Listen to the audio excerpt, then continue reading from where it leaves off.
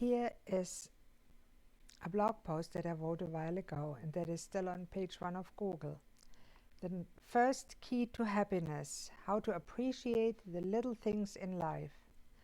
Now, you may have been told to appreciate the little things in life, but why should the little things matter? Aren't the big things more important? People spend their days worrying and thinking about the big things: acing that big test, getting that big paying job, going on that big date. They fail to notice the sweet little things that make life so special. The bird that is warbling in the tree branch outside your office window is a call to enjoy the prettiness of nature rather than the stress of work. Yet you probably do not take the time to notice it because you just must get your proposal done for your demanding boss. The smell of baked bread can awaken pleasant memories of your childhood visiting grandma. Yet you are too busy thinking about what you will make for dinner instead of enjoying the nostalgic loveliness. Life is full of small, beautiful things, but we often fail to notice them because we are so focused on the future. As a result, we feel worried and anxious. The world seems dark. Where did all the beauty go that we remember from our childhood? The world is not completely dark, and the beauty that you saw as a kid did not go anywhere. You have simply stopped seeing the world's subtle beauty. Noticing a million little things that make you feel joyful can sum up to one big joyful mood in your heart. The little things really do matter. So here's my advice.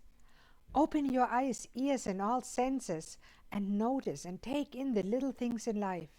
When you then appreciate the little things, you begin to appreciate all of life. You become happier. Throughout the day, you receive little tidbits of happiness to even out the stress and depression that your job and other worries may bring them. I found out the hard way how important the little things are. When I lost my profession and my husband in the same year, I thought that I was break. All I could focus on was a huge, intense loss that had blown a hole through my world. Life would never be the same, that much I knew. I felt that the world was mean and that I did not want to be a part of it anymore. It can be hard to enjoy life after severe loss, trauma, catastrophic event, or tragedy. It shows you that the worst that you can imagine is indeed possible. After my own losses, I felt that I had little to live for. I fell into a deep depression. I stayed alive only through hope, medications, and the sense that my teenage son still needed me somewhat. If you haven't watched me tell my story, click on my website and watch it now. Eventually, I made a decision. The decision to pursue happiness, to find a new meaning for life, to find true contentedness, inner peace, and the joy and energy that only real passion can bring. And if you're ready to make this decision and like to talk about it with me, click on the link and put yourself in my calendar.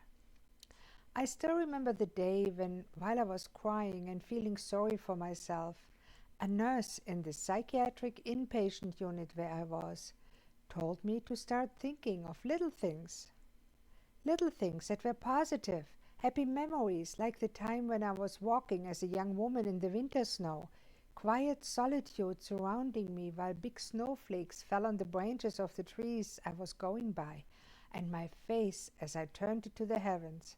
I was pregnant with my first son then, and pondered the wondrous transformation taking place in my body at that special time. For just a second, as this memory came back alive, I did not feel sad for the duration of my memory, but a slight smile manifested in my face. When I returned to focusing on my loss and grief, I was slightly less sad because I had had a chance to feel happy for at least just a moment.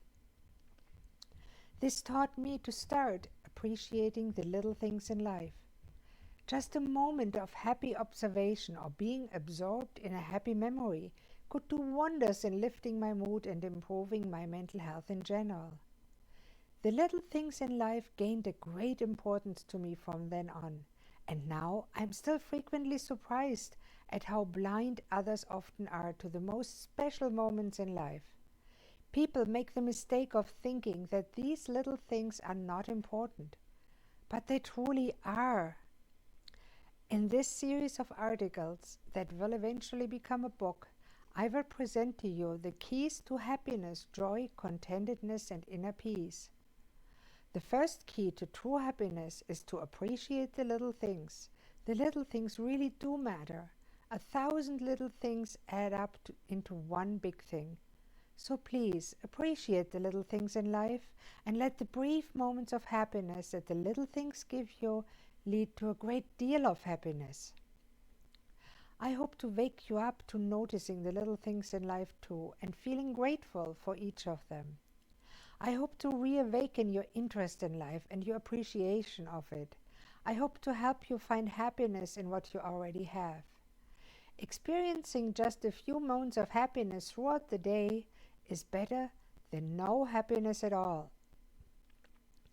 Take a few moments to reflect on the beauty of the world around you right now, and you will begin to fall in love again with your life and with life generally.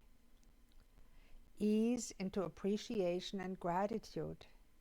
Once you begin to develop the habit of appreciation or gratitude, it becomes easier and easier. It is really a better way to look at the world, much better than ignoring the beauty in life to focus on the bad and the worries swirling your head. All you need to do is making the conscious choice to appreciate the little things that you encounter throughout your journey on earth.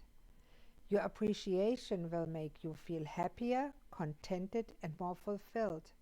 You will feel better, much more peaceful and calmer, and so will the people around you who have the privilege of experiencing your joy and serenity. It becomes easier and easier over time to appreciate life once you start getting out of the habit of negativity and dwelling on the bad. And bad habits can be changed. How do you get started? First, notice the little things around you. Start by taking the time to survey the world around you just once a day. For example, set a calendar reminder or an alert. This way you can begin the good habit of noticing things around you, appreciating some, and eventually feel grateful for them.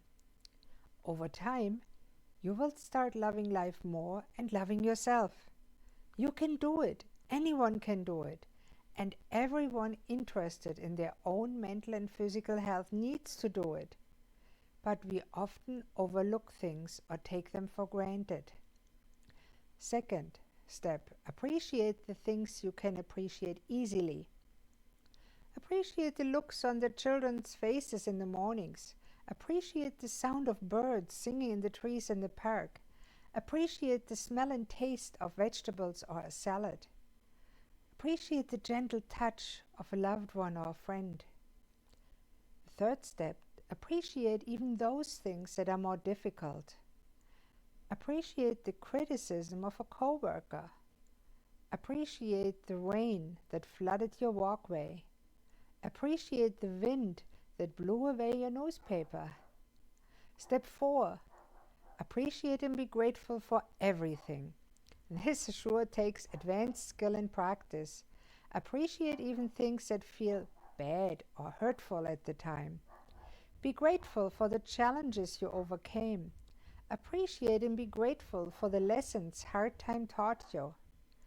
Appreciate and be grateful for the pain that's still to come. Pain can be a sign that you are still alive. Don't take things for granted. Don't think that the world will hold still for you while they take care of the next big project or concern. Don't take the seeming security of your world for granted. If you take things for granted as they are now, likely there will come a day when tragedy alters your world completely. A natural disaster, a death of a close family, a devastating disease that befalls you or a close loved one, or even the loss of a good job or career. Or you wake up one day when getting older and realize that a lot of time has passed and you have missed out on so much.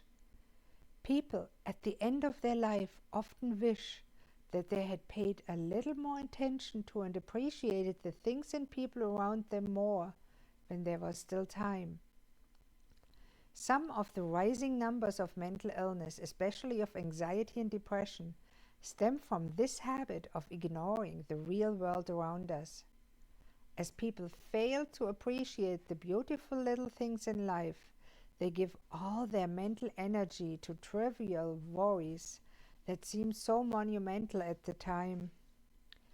Usually they may devote this energy to work because we all need money to survive.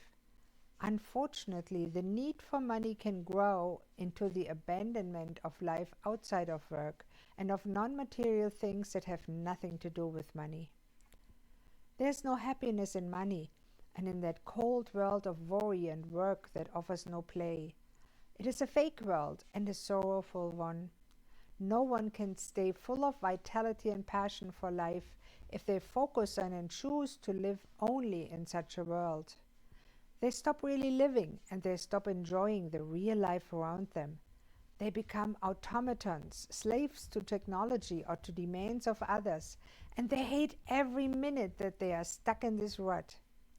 All they can think about is a little fake world that they have created and that they can't escape on their own, which offers none of the warmth of nature and family. These people do not realize that a simple choice, a readjustment in thinking, can reawaken their spirits and their will to live. I do not want you to become really depressed and empty as you focus on a world that offers you nothing beyond the material. I do not want to see you wake up one day with the world as you know it gone, and your heart full of regret that you never once stopped and smelled the roses. And I'm sure that you do not want those things for yourself either, right? Are you stuck? Do you need help? If you find yourself stuck, please ask for help. Reach out to a friend, a loved one, your doctor, counselor, priest, or myself. You are not alone, and there are people ready to help you get unstuck and to start living your best life.